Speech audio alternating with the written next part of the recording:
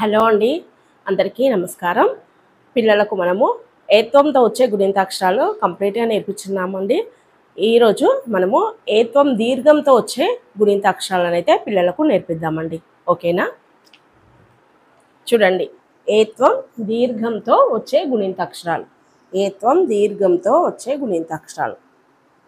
కాకేత్వం దీర్ఘం ఇస్తే కే, ఇది ఇంపార్టెంట్. పిల్లలకి ఇలా చదవడం ఇంపార్టెంట్. ఖాకేత్వం దీర్ఘం ఇస్తే ఖే,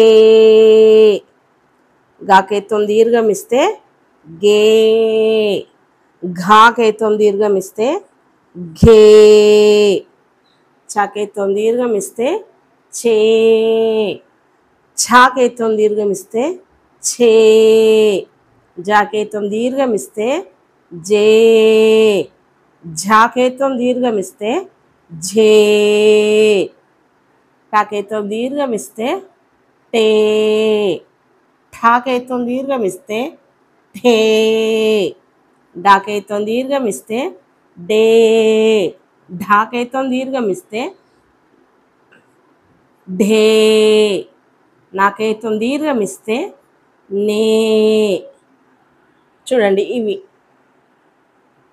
కాకేత్వం దీర్ఘం ఇస్తే కే, ఖాకేత్వం దీర్ఘం ఇస్తే ఖే, గాకేత్వం దీర్ఘం ఇస్తే గే, ఘాకేత్వం దీర్ఘం ఇస్తే ఘే, చాకేత్వం దీర్ఘం ఇస్తే చే, ఛాకేత్వం దీర్ఘం ఇస్తే ఛే, జాకేత్వం దీర్ఘం ఇస్తే జే, ఝాకేత్వం దీర్ఘం ఇస్తే ఝే, టాకేత్వం దీర్ఘం ఇస్తే టే, ఠాకేత్వం దీర్ఘం ఇస్తే ఠే, డాకేత్వం దీర్ఘం ఇస్తే డే, ఢాకేత్వం దీర్ఘం ఇస్తే ఢే, నాకేత్వం దీర్ఘం ఇస్తే నే. ఇది ఇలా పిల్లలకు ఎక్కడ ఒత్తు గుణింతాక్షరం వస్తే అక్కడ ఒత్తి పట్టి పలకడం అనేది చాలా ఇంపార్టెంట్. ఏత్వం దీర్ఘం అంటే దీర్ఘం తీసి చదవడం.